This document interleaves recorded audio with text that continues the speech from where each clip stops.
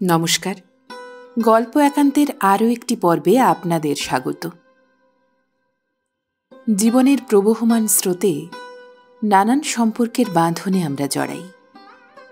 কিছু সম্পর্ক এমন হয় যা রক্তের সম্পর্কের থেকেও আপন হয়ে ওঠে, যা জীবনের অবলম্বন হয়ে দাঁড়ায়।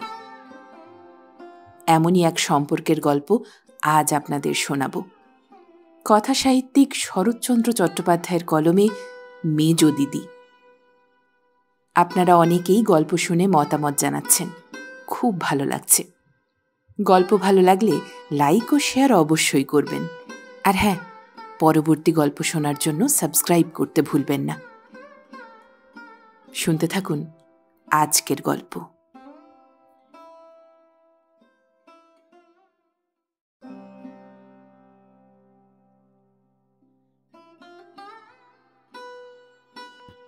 কেষ্টার মা মুড়ি কড়াই ভাজিয়া চাহিয়া চিন্তিয়া অনেক দুঃখে কেষ্টধনকে 14 বছরেরটি করিয়া মারা গেলে গ্রামে তাহারা দাঁড়াইবার স্থান রহিল না। বইমাত্র বড় বোন কাদম্বিনীর অবস্থা ভালো। সবাই কহিল, যা কেষ্ট, তোর দিদির বাড়িতে গিয়ে থাকগে, সে বড় মানুষ, বেশ থাকবি, যা। মায়ের দুঃখে কেষ্ট কাঁদিয়া কাটিয়া জ্বর করিয়া ফেলিল। শেষে ভালো হইয়া ভিক্ষা করিয়া শ্রাদ্ধ করিল। তারপরে ন্যাড়া মাথায় একটি ছোট পুঁটুলি সম্বল করিয়া দিদির বাড়ি রাজহাটে আসিয়া উপস্থিত হইল। দিদি তাহাকে চিনিত না। পরিচয় পাইয়া এবং আগমনের হেতু শুনিয়া একেবারে অগ্নিমূর্তি হইয়া উঠিল। সে নিজের নিয়মে ছেলেপুলে লইয়া ঘর সংসার পাতিয়া বসিয়াছিল। অকস্মাৎ এ কি উৎপাত! পাড়ার যে বুড়ো মানুষটি কেষ্টাকে পথ চিনাইয়া সঙ্গে আসিয়াছিল, তাহাকে কাদম্বিনী খুব কড়া কড়া 2-4 কথা শুনাইয়া দিল। কহিল, ভারী আমার মাসিমার কুটুমকে ডেকে এনেছেন ভাত মারতে। সৎ মাকে উদ্দেশ্য করিয়া বলিল, বজ্জাত, জ্যান্তে একদিন খোঁজ নিলে না, এখন মরে গিয়ে ছেলে পাঠিয়ে তত্ত্ব করেছেন। যাও বাপু, তুমি পরের ছেলে ফিরিয়ে নিয়ে যাও, এসব ঝঞ্ঝাট আমি পোয়াতে পারবো না। বুড়া জাতিতে নাপিত, কেষ্টার মাকে ভক্তি করিত, মা ঠাকরুন বলিয়া ডাকিত, তাই এত কটুক্তিতেও হাল ছাড়িল না। কাকুতি মিনতি করিয়া বলিল, দিদি ঠাকরুন, লক্ষ্মীর ভাঁড়ার তোমার, কত দাস দাসী, অতিথি ফকির, কুকুর বেড়াল এ সংসারে পাত পেতে মানুষ হয়ে যাচ্ছে। এ ছোঁড়া দুমুঠো খেয়ে বাইরে পড়ে থাকলে তুমি জানতেও পারবে না। বড় শান্ত সুবোধ ছেলে দিদি ঠাকরুন, ভাই বলে না নাও, দুঃখী অনাথ বামুনের ছেলে বলেও বাড়ির কোণে একটু ঠাঁই দাও দিদি। এ স্তুতিতে পুলিশের দারোগার মন ভেজে। কাদম্বিনী তো মেয়ে মানুষ মাত্র, কাজেই সে তখনকার মতো চুপ করিয়া রহিল। বুড়া কেষ্টকে আড়ালে ডাকিয়া 2টা শলা পরামর্শ দিয়া চোখ মুছিয়া বিদায় লইল। কেষ্ট আশ্রয় পাইল। কাদম্বিনীর স্বামী নবীন মুখুজ্জের ধান চালের আড়ত ছিল। তিনি বেলা 12টার পর বাড়ি ফিরিয়া কেষ্টাকে বক্র কটাক্ষে নিরীক্ষণ করিয়া প্রশ্ন করিলেন, এটিকে? কাদম্বিনী মুখ ভারী করিয়া জবাব দিল, তোমার বড় কুটুম গো, বড় কুটুম। নাও, খাওয়াও পরাও, মানুষ করো, পরকালের কাজ হোক। নবীন সৎ শাশুড়ির মৃত্যু সংবাদ পাইয়াছিলেন, ব্যাপারটা বুঝিলেন। কহিলেন, বটে, বেশ নধর গোলগাল দেহটি তো। স্ত্রী কহিলেন, বেশ হবে না কেন? বাপ আমার বিষয় আশয়ে যা কিছু রেখে গিয়েছিলেন সে সমস্তই ওর মা গপ ভরে ঢুকিয়েছে। আমি তো তার একটি কানা করিও পেলুম না। বলা বাহুল্য, এই বিষয় আশয়ে একখানি মাটির ঘর এবং তৎসংলগ্ন একটি বাতাবি নেবুর গাছ। ঘরটিতে বিধবা মাথা গুঁজিয়া থাকিতেন এবং নেবুগুলি বিক্রি করিয়া ছেলের ইস্কুলের মাহিনা যোগাইতেন। নবীন রোষ চাপিয়া বলিলেন, খুব ভালো। কাদম্বিনী কহিলেন, ভালো নয় আবার, বড় কুটুম যে গো, তাকে তার মতো রাখতে হবে তো।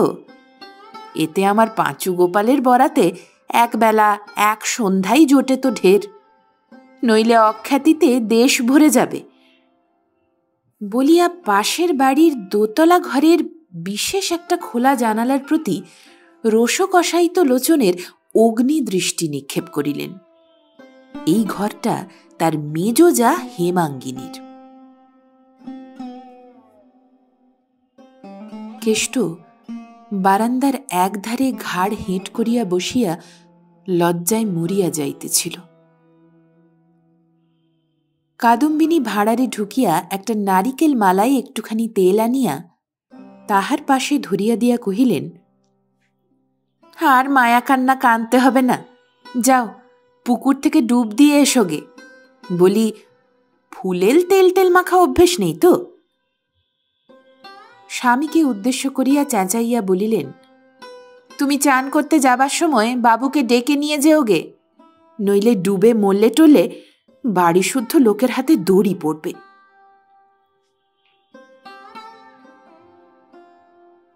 কেষ্ট ভাত খাইতে বসিয়াছিল। সে স্বভাবতেই ভাতটা কিছু বেশি খাইত। তাহাতে কাল বিকাল হইতে খাওয়া হয় নাই।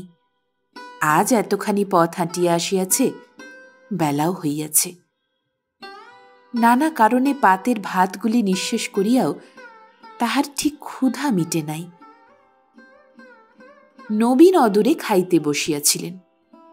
লক্ষ্য করিয়া স্ত্রীকে কহিলেন, কেষ্টকে আর দুটি ভাত দাও গো। দি বলিয়া কাদম্বিনী উঠিয়া গিয়া পরিপূর্ণ এক থালা ভাত আনিয়া সমস্তটা তাহার পাতে ঢালিয়া দিয়া উচ্চ হাস্য করিয়া কহিলেন, তবেই হয়েছে। এ হাতির খোরাক নিত্য জোগাতে গেলে যে আমার আড়ত খালি হয়ে যাবে। ওবেলা দোকান থেকে মন 2 মোটা চাল পাঠিয়ে দিও, নইলে দেউলে হতে দেরি হবে না, বলে রাখছি। মর্মান্তিক লজ্জায় কেষ্টর মুখখানি আরো ঝুঁকিয়া পড়িল। সে এক মায়ের এক ছেলে।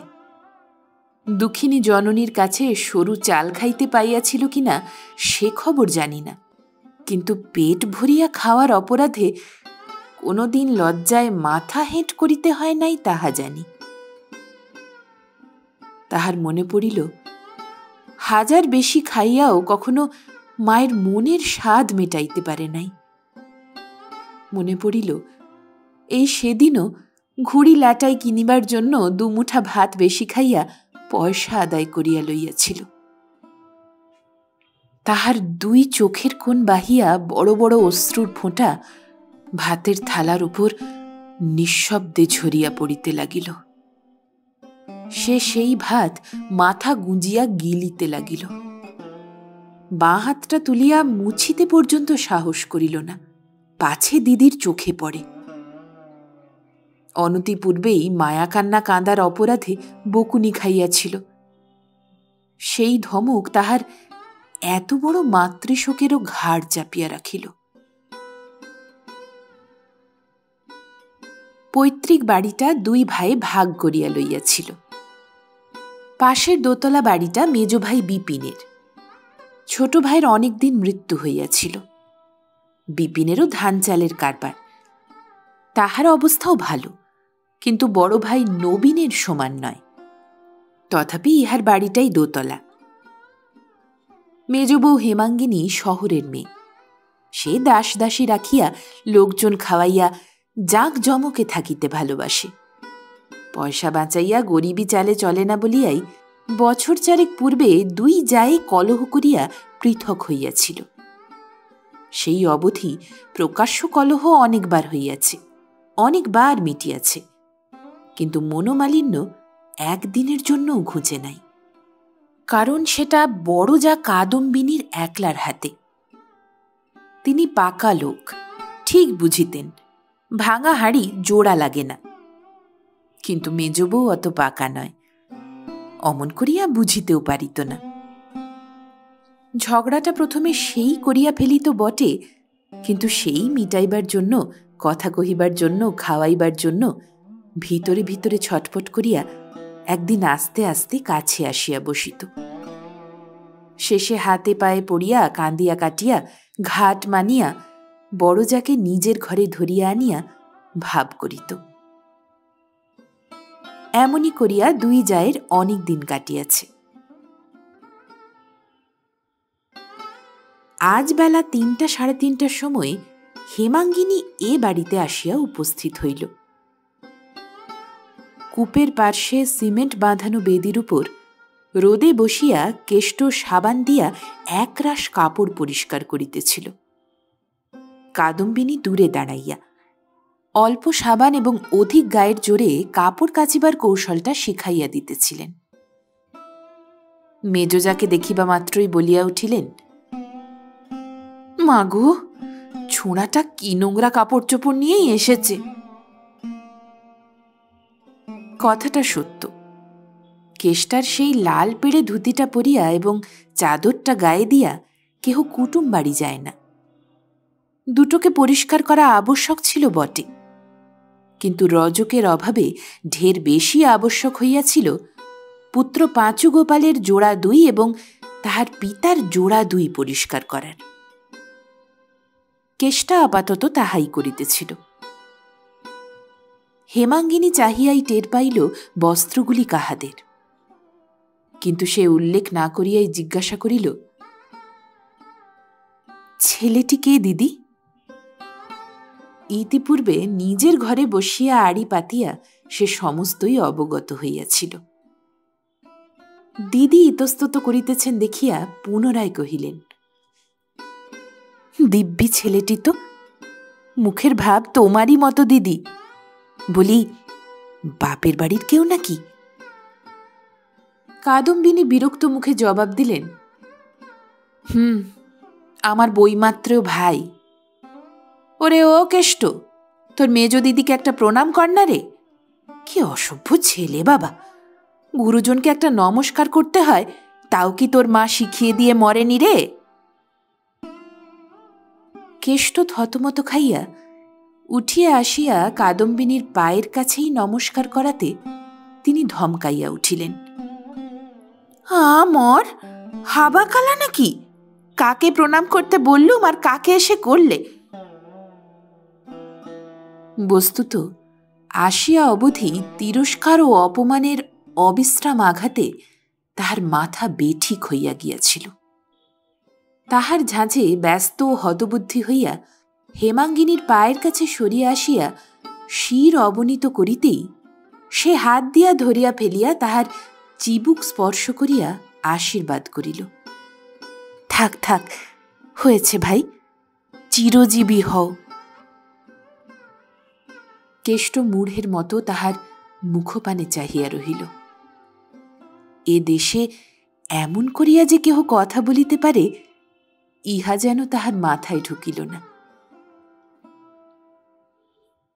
তাহার সেই কুণ্ঠিত ভীত অসহায় মুখখানির পানে চাহিবা মাত্রেই হেমাঙ্গিনীর বুকের ভিতরটা যেন মুচড়াইয়া কাঁদিয়া উঠিল। নিজেকে আর সামলাইতে না পারিয়া সহসা এই হতভাগ্য অনাথ বালককে বুকের কাছে টানিয়া লইয়া তাহার পরিশ্রান্ত ঘর্মাপ্লুত মুখখানি নিজের আঁচলে মুছাইয়া দিয়া যাকে কহিল, আহা, একে দিয়ে কি কাপড় কাচিয়ে নিতে আছে দিদি? একটা চাকর ডাকনি কেন? কাদম্বিনী হঠাৎ অবাক হইয়া গিয়া জবাব দিতে পারিলেন না, কিন্তু নিমেষে সামলাইয়া লইয়া রাগিয়া উঠিয়া বলিলেন, আমি তো তোমার মতো বড় মানুষ নই মেজবউ, যে বাড়িতে 10-20টা দাস দাসী আছে। আমাদের গেরস্থ ঘরে। কথাটা শেষ হইবার পূর্বেই হেমাঙ্গিনী নিজের ঘরের দিকে মুখ তুলিয়া মেয়েকে ডাকিয়া কহিল, উমা, শিবুকে একবার এ বাড়িতে পাঠিয়ে দে তো মা। বটঠাকুর আর পাঁচুর ময়লা কাপড়গুলো পুকুর থেকে কেচে শুকোতে দিক। বড় জায়ের দিকে ফিরিয়া চাহিয়া বলিল, এবেলা কেষ্ট আর পাঁচু গোপাল আমার ওখানে খাবে দিদি। সেই স্কুল থেকে এলেই পাঠিয়ে দিও, আমি ততক্ষণ একে নিয়ে যাই। কেষ্টকে কহিল, ওর মতো আমিও তোমার দিদি হই কেষ্ট, এসো আমার সঙ্গে। বলিয়া তাহার হাত ধরিয়া নিজেদের বাড়ি চলিয়া গেল। কাদম্বিনী বাধা দিলেন না। অধিকন্তু হেমাঙ্গিনী প্রদত্ত এত বড় খোঁচাটাও নিঃশব্দে হজম করিলেন। তাহার কারণ, যে ব্যক্তি খোঁচা দিয়াছে সে এবেলা খরচটাও বাঁচাইয়া দিয়াছে। কাদম্বিনীর পয়সার বড় সংসারে আর কিছু ছিল না, তাই গাভী দুধ দিতে দাঁড়াইয়া পা ছুঁড়িলে তিনি সহিতে পারিতেন।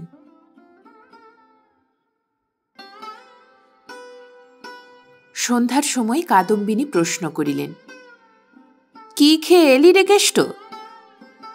কেষ্ট সলজ্জ নত মুখে কহিল, লুচি। কি দিয়ে খেলি? কেষ্ট তেমনি ভাবে বলিল, রুই মাছের মুড়োর তরকারি, সন্দেশ, রসগোল্লা। ইস, বলি মেজ ঠাকরুন মুড়োটা কার পাতে দিলেন? হঠাৎ এই প্রশ্নে কেষ্টর মুখখানি পাণ্ডুর হইয়া গেল। উদ্যত প্রহরণের সম্মুখে রজুবদ্ধ জানোয়ারের প্রাণটা যেমন করিয়া ওঠে, কেষ্টর বুকের ভিতরটায় তেমনি ধারা করিতে লাগিল। দেরি দেখিয়া কাদম্বিনী কহিলেন, তোর পাতে বুঝি? গুরুতর অপরাধীর মতো কেষ্ট মাথা হেঁট করিল। অদূরে দাওয়ায় বসিয়া নবীন তামাক খাইতেছিলেন। কাদম্বিনী সম্বোধন করিয়া বলিলেন, বলি শুনলে তো? নবীন সংক্ষেপে হুঁ বলিয়া হুঁকায় টান দিলেন। কাদম্বিনী উষ্মার সহিত বলিতে লাগিলেন, খুড়ি আপনার লোক, ব্যবহারটা দেখো। পাঁচু গোপাল আমার রুই মাছের মুড়ো বলতে অজ্ঞান, সে কি তা জানে না? তবে কোন আক্কেলে তার পাতে না দিয়ে বেনা বনে মুক্ত ছড়িয়ে দিলে? বলি হাঁ রে কেষ্ট, সন্দেশ রসগোল্লা খুব পেট ভরে খেলি, 7 জন্মে কখনো তুই এসব চোখেও দেখিসনি। স্বামীর দিকে চাহিয়া বলিলেন, যারা 2টি ভাত পেলে বেঁচে যায় তাদের পেটে লুচি সন্দেশ কি হবে? কিন্তু আমি বলছি তোমাকে, কেষ্টকে মেজগিন্নি বিগড়ে না দেয় তো আমাকে কুকুর বলে ডেকো। নবীন মৌন হইয়াই রহিলেন, কারণ স্ত্রী বিদ্যমানে মেজ বউ তাহাকে বিগড়াইয়া ফেলিতে পারিবে এরূপ দুর্ঘটনা তিনি বিশ্বাস করিলেন না। তাহার স্ত্রীর কিন্তু স্বামীর উপরই বিশ্বাস ছিল না, বরং 16 আনা ভয় ছিল। সাদা সিধা ভালো মানুষ বলিয়া যে কেহ তাহাকে ঠকাইয়া লইতে পারে। সেই জন্য ছোট ভাই কেষ্টর মানসিক উন্নতি অবনতির প্রতি সেই অবধি তিনি প্রখর দৃষ্টি পাতিয়া রাখিলেন। পরদিন হইতেই 2টো চাকরের একটাকে ছাড়ানো হইল। কেষ্ট নবীনের ধান চালের আড়তে কাজ করিতে লাগিল। সেখানে সে ওজন করে, বিক্রি করে, 4-5 ক্রোশ পথ হাঁটিয়া নমুনা সংগ্রহ করিয়া আনে। দুপুরবেলা নবীন ভাত খাইতে আসিলে দোকান আগলায়। দিন 2 পরে একদিন তিনি আহার নিদ্রা সমাপ্ত করিয়া ফিরিয়া গেলে সে ভাত খাইতে আসিয়াছিল। তখন বেলা 3টা। কেষ্ট পুকুর হইতে স্নান করিয়া আসিয়া দেখিল দিদি ঘুমাইতেছেন।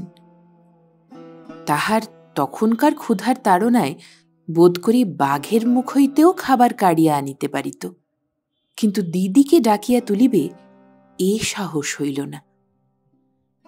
রান্নাঘরের দাওয়ার একধারে চুপটি করিয়া দিদির ঘুম ভাঙার আশায় বসিয়াছিল। হঠাৎ ডাক শুনিল, কেষ্ট। সে আহ্বান কি স্নিগ্ধ হইয়াই তাহার কানে বাজিল। মুখ তুলিয়া দেখিল মেজদি তাহার দোতলার ঘরের জানালা ধরিয়া দাঁড়াইয়া আছেন। কেষ্ট একটিবার চাহিয়াই মুখ নামাইল। খানিক পরে হেমাঙ্গিনী নামিয়া আসিয়া সুমুখে দাঁড়াইয়া জিজ্ঞাসা করিলেন, কদিন দেখিনি তো, এখানে চুপ করে বসে কেন কেষ্ট? একে ক্ষুধায় অল্পেই চোখে জল আসে, তাহাতে এমন স্নেহার্দ্র কণ্ঠস্বর। তাহার দু চোখ টলটল করিতে লাগিল।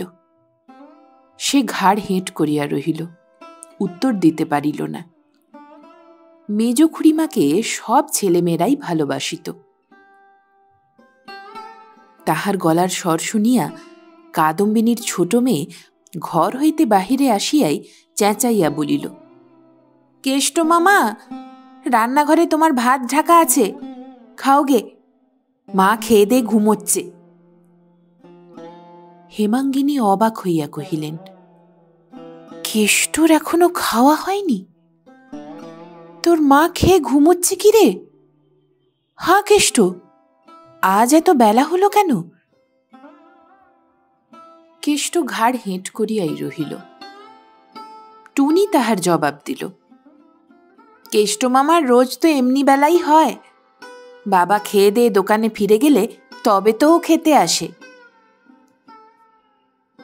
হেমাঙ্গিনী বুঝিলেন কেষ্টকে দোকানের কাজে লাগানো হইয়াছে।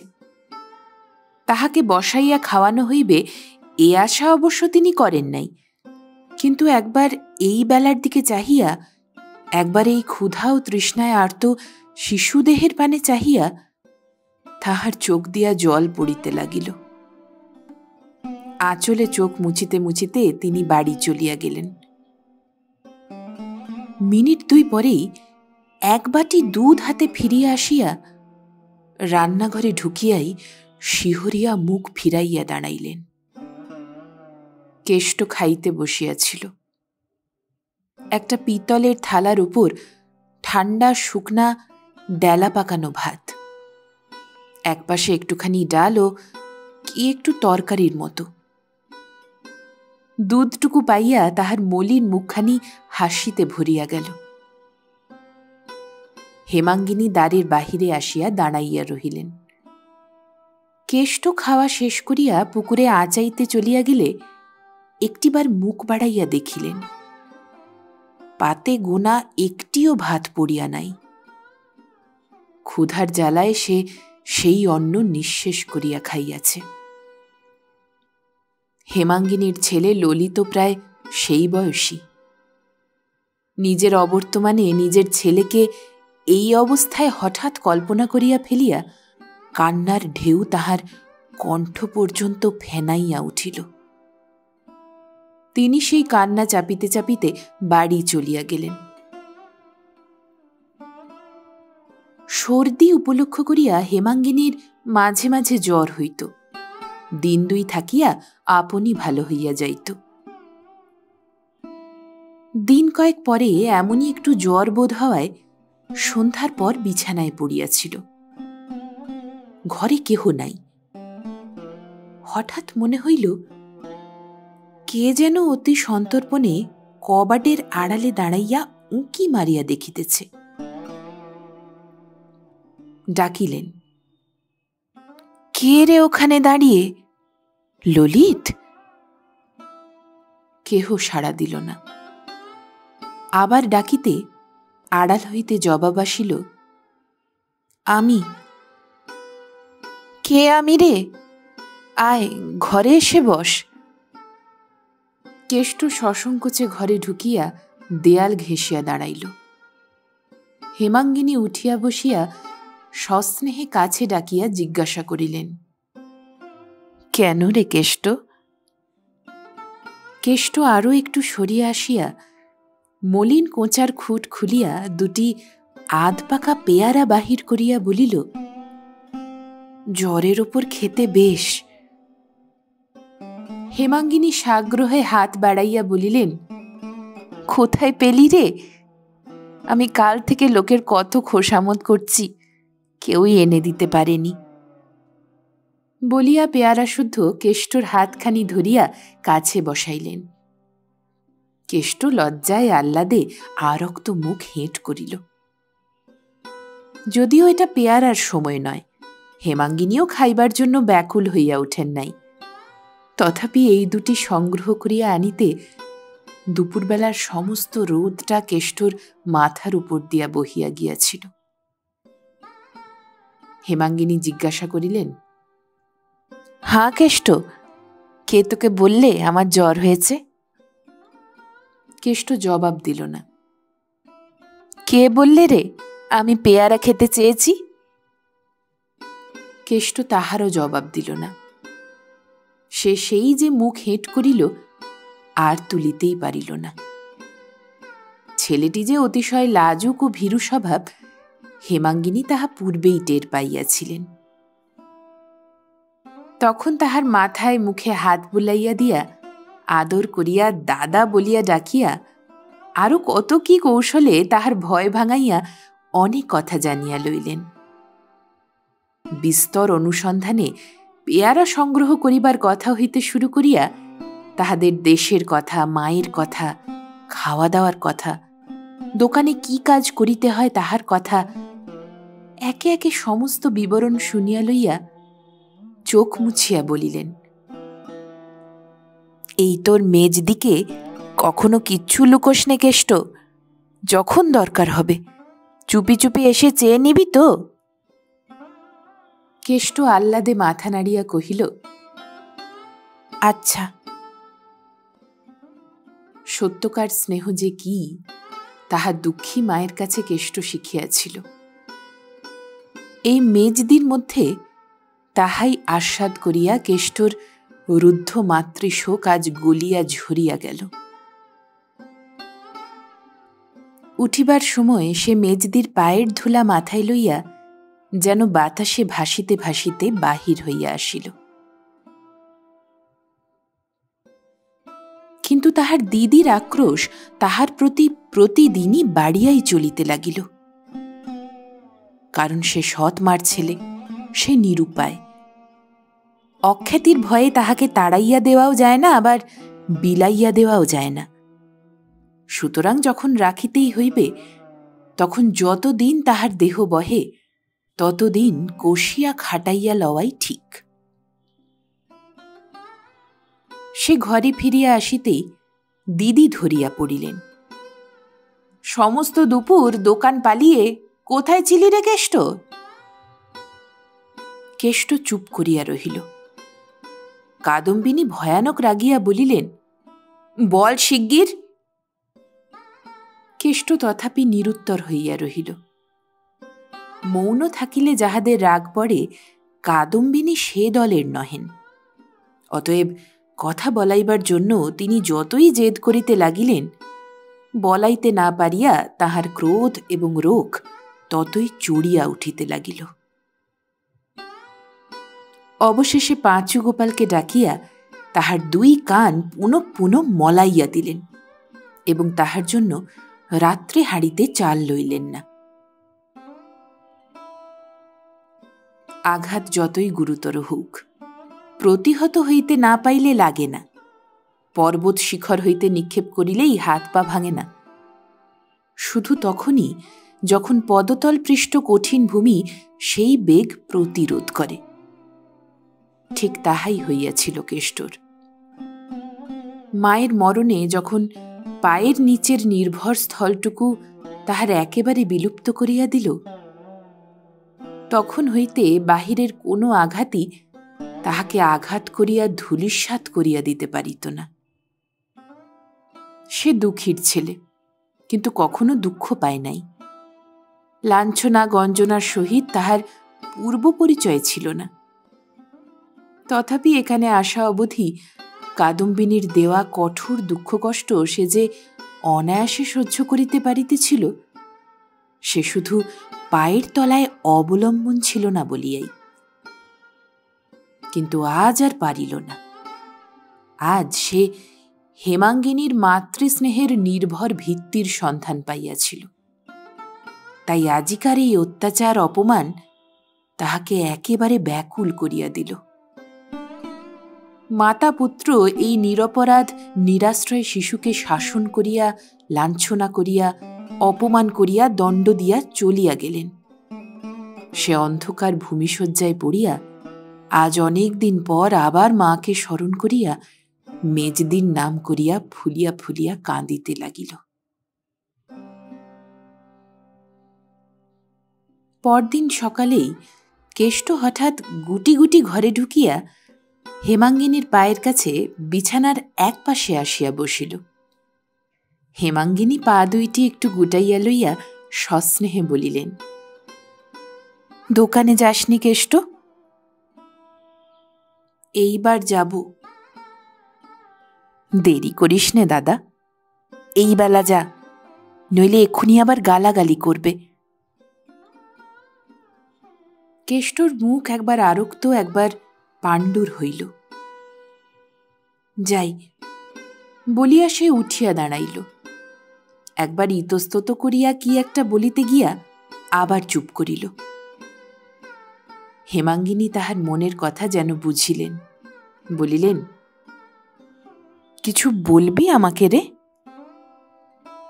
কেষ্ট মাটির দিকে চাহিয়া অতি মৃদুস্বরে বলিল, কাল কিছু খাইনি মেজদি। কাল থেকে খাসনি? বলিস কি কেষ্ট? কিছুক্ষণ পর্যন্ত হেমাঙ্গিনী স্থির হইয়া রহিলেন। তাহার পর দুই চোখ জলে পূর্ণ হইয়া গেল।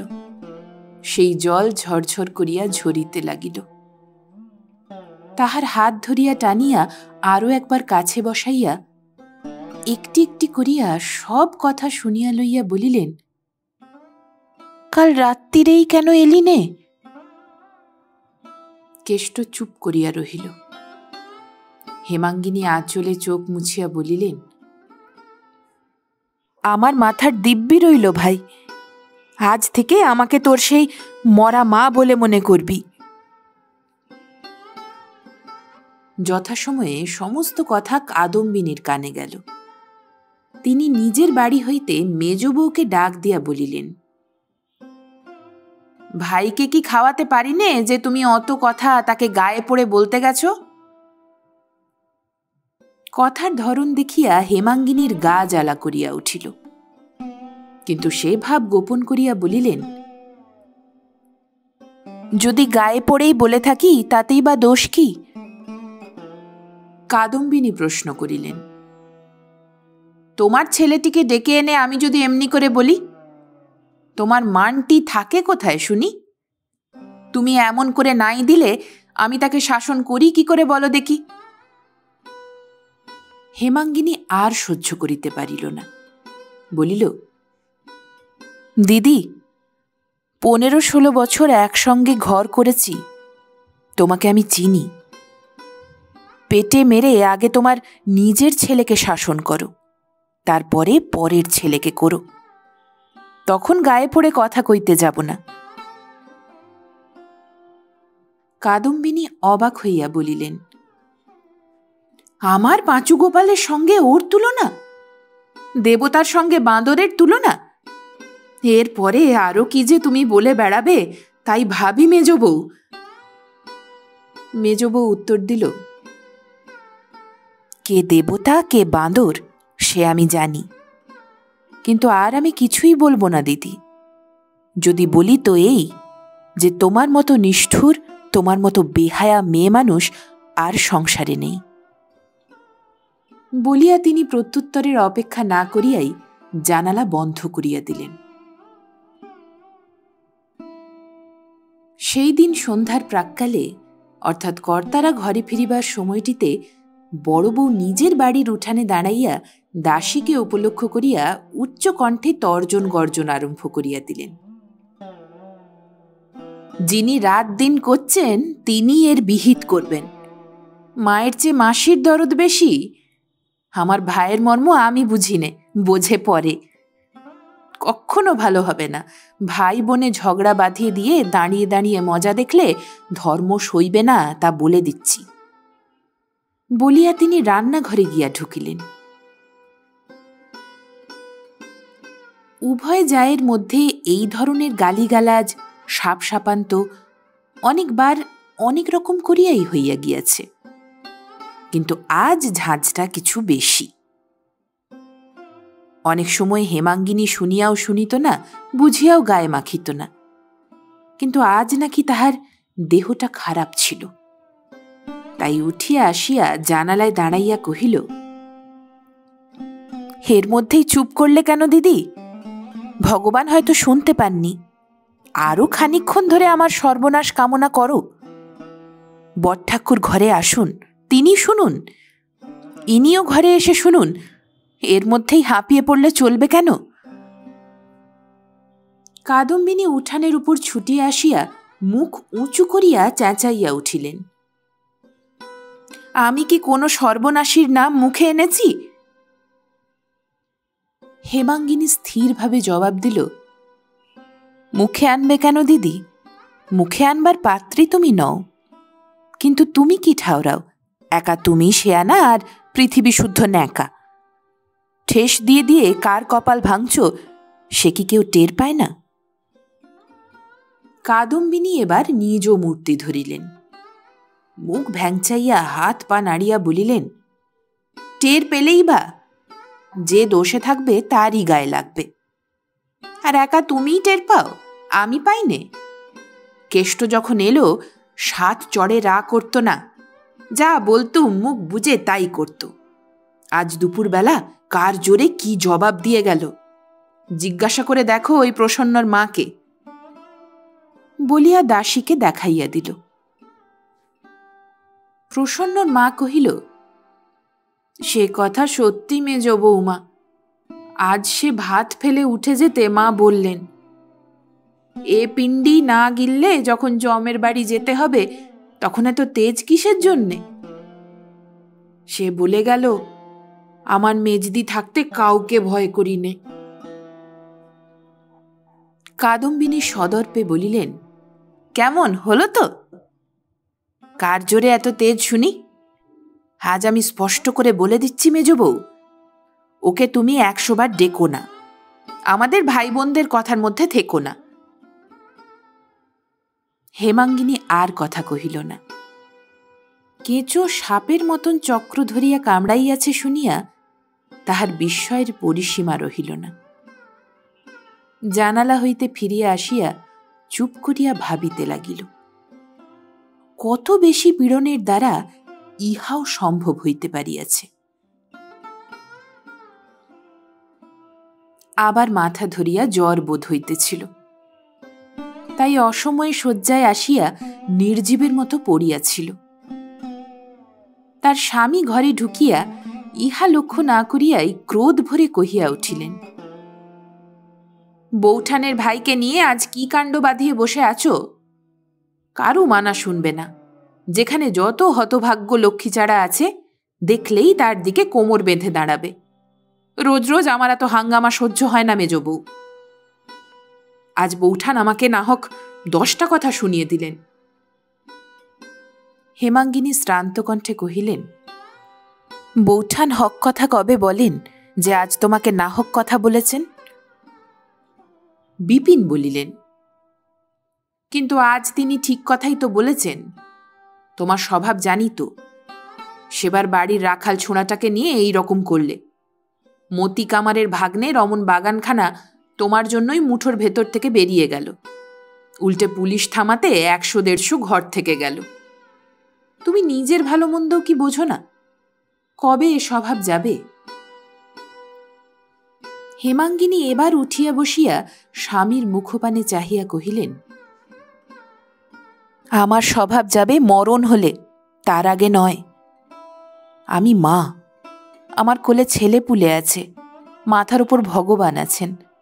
এর বেশি আমি গুরুজনের নামে নালিশ করতে চাইনি।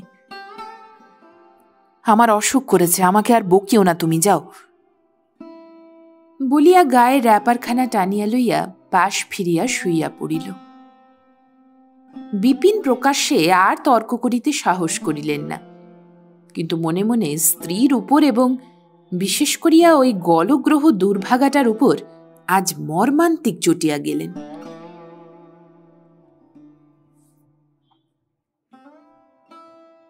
পরদিন সকালে জানালা খুলিতেই হেমাঙ্গিনীর কানে বড় জায়ের তীক্ষ্ণ কণ্ঠের ঝঙ্কার প্রবেশ করিল। তিনি স্বামীকে সম্বোধন করিয়া বলিতেছেন, ছোঁড়াটা কাল থেকে পালিয়ে রইল, একবার খোঁজ নিলে না? স্বামী জবাব দিল, চুলোয় যাক, কি হবে খোঁজ করে? স্ত্রী কণ্ঠস্বর সমস্ত পাড়ার শ্রুতিগোচর করিয়া বলিলেন, তাহলে যে নিজের গ্রামে বাস করা দায় হবে? আমাদের শত্রু তো দেশে কম নেই। কোথাও পড়ে মরে টরে থাকলে ছেলে বুড়ো বাড়ি শুদ্ধ সবাইকে জেলখানায় যেতে হবে, তা বলে দিচ্ছি। হেমাঙ্গিনী সমস্তই বুঝিলেন এবং তৎক্ষণাৎ জানালাটা বন্ধ করিয়া দিয়া একটা নিঃশ্বাস ফেলিয়া অন্যত্র চলিয়া গেলেন। দুপুরবেলা রান্নাঘরের দাওয়ায় বসিয়া খান কতক রুটি খাইতেছিলেন। হঠাৎ চোরের মতো সন্তর্পণে পা ফেলিয়া কেষ্ট আসিয়া উপস্থিত হইল। চুল রুক্ষ, মুখ শুষ্ক। কোথায় পালিয়েছিলি রে কেষ্ট? পালাইনি তো, কাল সন্ধ্যার পরে দোকানে শুয়েছিলুম। ঘুম ভেঙে দেখি দুপুর রাত্রির। খিদে পেয়েছে মেজদি। ও বাড়িতে গিয়ে খেগে যা, বলিয়া হেমাঙ্গিনী নিজের রুটির থালায় মনোযোগ করিলেন। মিনিট খানেক চুপচাপ দাঁড়াইয়া থাকিয়া কেষ্ট চলিয়া যাইতেছিল। হেমাঙ্গিনী ডাকিয়া ফিরাইয়া কাছে বসাইলেন এবং সেইখানে ঠাঁই করিয়া রাঁধুনিকে ভাত দিতে বলিলেন। তাহার খাওয়া প্রায় অর্ধেক অগ্রসর হইয়াছিল। এমন সময় উমা বহির্বাটি হইতে ত্রস্ত ব্যস্তভাবে ছুটিয়া আসিয়া নিঃশব্দ ইঙ্গিতে জানাইল, বাবা আসছেন যে। মেয়ের ভাব দেখিয়া মা আশ্চর্য হইয়া বলিলেন, তাতে তুই অমন করছিস কেন? উমা কেষ্টর পিছনে আসিয়া দাঁড়াইয়াছিল। প্রত্যুত্তরে তাহাকেই আঙুল দিয়া দেখাইয়া চোখ মুখ নাড়িয়া তেমনি ইশারায় প্রকাশ করিল, খাচ্ছে যে। কেষ্ট কৌতূহলী হইয়া ঘাড় ফিরাইয়াছিল। উমার উৎকণ্ঠিত দৃষ্টি, শঙ্কিত মুখের ইশারা তাহার চোখে পড়িল। এক মুহূর্তে তাহার মুখ সাদা হইয়া গেল। কি ত্রাস যে তাহার মনে জন্মিল সেই জানে। মেজদি, বাবু আসছেন, বলিয়াই সে ভাত ফেলিয়া ছুটিয়া গিয়া রান্নাঘরের দোরের আড়ালে দাঁড়াইল। তাহার দেখা দেখি উমাও আরো একদিকে পলাইয়া গেল। অকস্মাৎ গৃহস্বামীর আগমনে চোরের দল যেরূপ ব্যবহার করে, ইহারাও ঠিক সেই রূপই আচরণ করিয়া ফেলিল। প্রথমটা হেমাঙ্গিনী হতবুদ্ধির মতো একবার এদিকে একবার ওদিকে চাহিলেন। তারপরে পরিশ্রান্তের মতো দেয়ালে ঠেস দিয়া এলাইয়া পড়িলেন। লজ্জা ও অপমানের শুল যেন তাহার বুকখানাকে এফোড় ওফোড় করিয়া দিয়া গেল। পরক্ষণেই বিপিন আসিয়া উপস্থিত হইলেন। সম্মুখে স্ত্রীকে ওইভাবে বসিয়া থাকিতে দেখিয়া কাছে আসিয়া উদ্বিগ্ন মুখে প্রশ্ন করিলেন, ও কি, খাবার নিয়ে অমন করে বসে যে? হেমাঙ্গিনী জবাব দিলেন না। বিপিন অধিকতর উৎকণ্ঠিত হইয়া বলিলেন, আবার জ্বর হল নাকি? অভুক্ত ভাতের থালাটার পানে চোখ পড়ায় বলিলেন, এখানে এত ভাত ফেলে উঠে গেল কে? ললিত বুঝি? হেমাঙ্গিনী উঠিয়া বসিয়া বলিলেন, না, সে নয়, ও বাড়ির কেষ্টা খাচ্ছিল, তোমার ভয়ে দোরের আড়ালে লুকিয়েছে। কেন? হেমাঙ্গিনী বলিলেন, কেন তা তুমিই ভালো জানো। আর শুধু সে নয়, তুমি আসছো খবর দিয়েই উমাও ছুটে পালিয়েছে। বিপিন মনে মনে বুঝিলেন, স্ত্রীর কথাবার্তা বাঁকা পথ ধরিয়াছে। তাই বোধ করি সোজা পথে ফিরাইবার অভিপ্রায়ে সহাস্যে বলিলেন, ও বেটি পালাতে গেল কি দুঃখে? হেমাঙ্গিনী বলিলেন, কি জানি, বোধ করি মায়ের অপমান চোখে দেখবার ভয়েই পালিয়েছে। পরক্ষণে একটা নিঃশ্বাস ফেলিয়া বলিলেন, কেষ্ট পরের ছেলে, সে তো লুকোবেই। পেটের মেয়েটা পর্যন্ত বিশ্বাস করতে পারলে না যে তার মায়ের কাউকে ডেকে এক মুঠো ভাত দেবার অধিকারটুকু আছে। এবার বিপিন টের পাইলেন ব্যাপারটা সত্যই বিশ্রী হইয়া উঠিয়াছে। অতএব পাছে একেবারে বাড়াবাড়িতে গিয়া পৌঁছায়, এজন্য অভিযোগটাকে সামান্য পরিহাসে পরিণত করিয়া চোখ টিপিয়া ঘাড় নাড়িয়া বলিলেন, না, তোমার কোনো অধিকার নেই। ভিখিরি এলে ভিক্ষেও না। সে যাক, কাল থেকে আর মাথা ধরেনি তো? আমি মনে করছি শহর থেকে কেদার ডাক্তারকে ডেকে পাঠাই না হয় একবার কলকাতায়। অসুখ ও চিকিৎসার পরামর্শটা ওইখানেই থামিয়া গেল। হেমাঙ্গিনী জিজ্ঞাসা করিলেন, উমার সামনে তুমি কেষ্টকে কিছু বলেছিলে? বিপিন যেন আকাশ হইতে পড়িলেন। আমি? কই না। ওহো, সেদিন যেন মনে হচ্ছে বলেছিলুম। বৌঠান রাগ করেন, দাদা বিরক্ত হন। উমা বোধ করি সেখানে দাঁড়িয়েছিল কি জানো? জানি, বলিয়া হেমাঙ্গিনী কথাটা চাপা দিয়া দিলেন। বিপিন ঘরে ঢুকিতেই তিনি কেষ্টকে বাহিরে ডাকিয়া বলিলেন, কেষ্ট, এই 4টে পয়সা নিয়ে দোকান থেকে মুড়ি টুড়ি কিছু কিনে খেগে যা। খিদে পেলে আর আসিস নে আমার কাছে। তোর মেজদির এমন জোর নেই যে সে বাইরের মানুষকে এক মুঠো ভাত খেতে দেয়। কেষ্ট নিঃশব্দে চলিয়া গেল। ঘরের ভিতর দাঁড়াইয়া বিপিন তাহার পানে চাহিয়া ক্রোধে দাঁত কড়মড় করিলেন।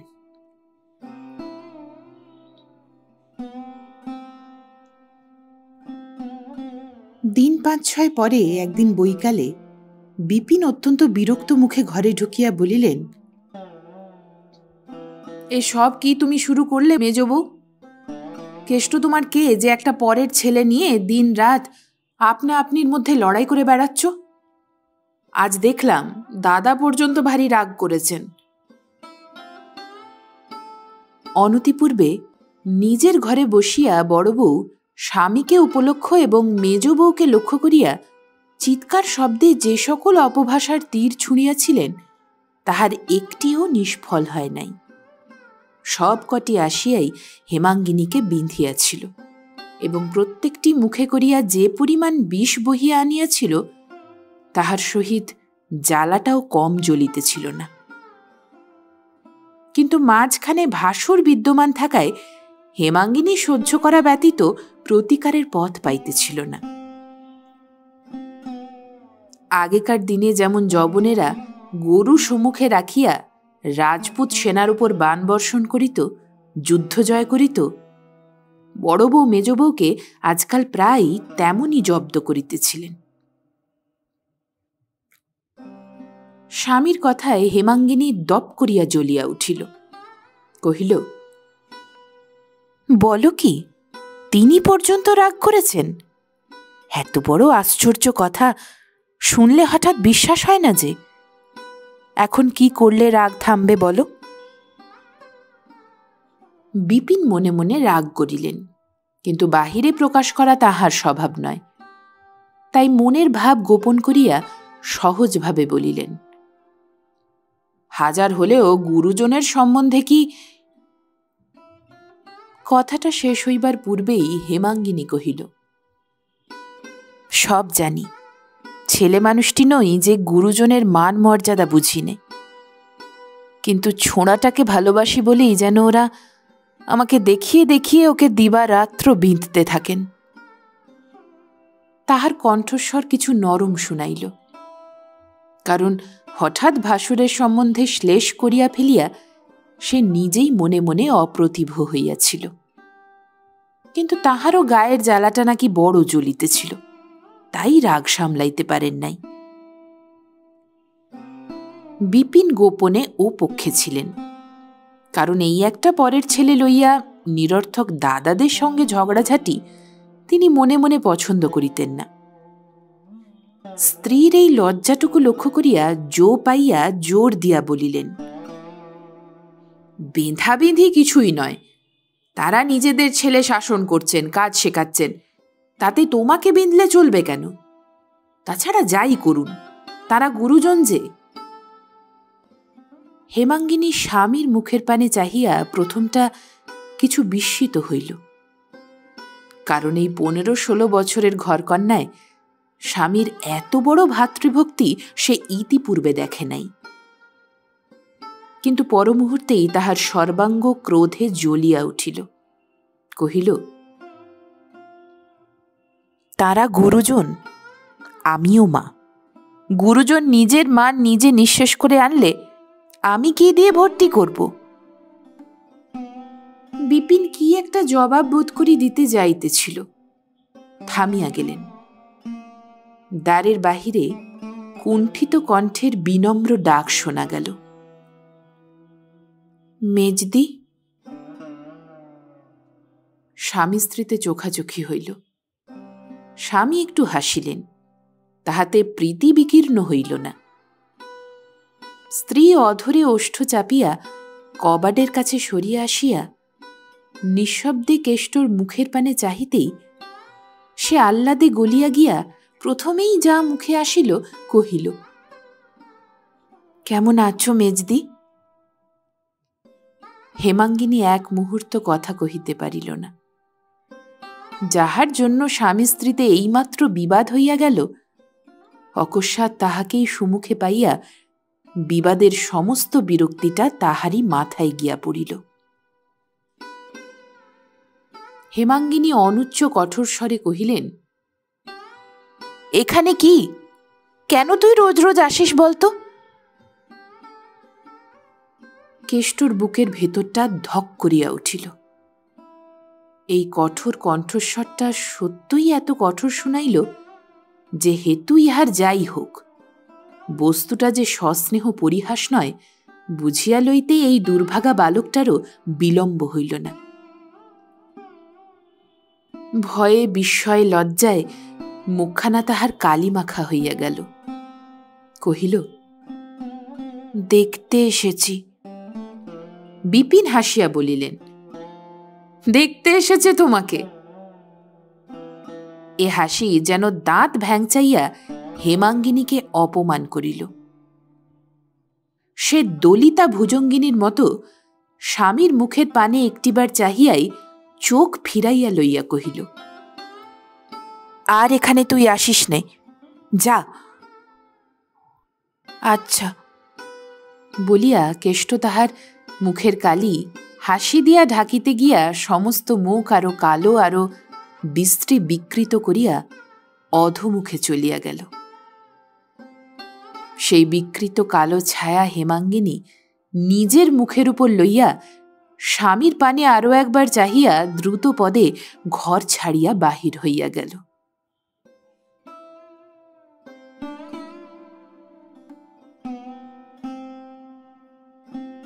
দিন 5-6 হইয়া গেল, হেমাঙ্গিনীর জ্বর ছাড়ে নাই।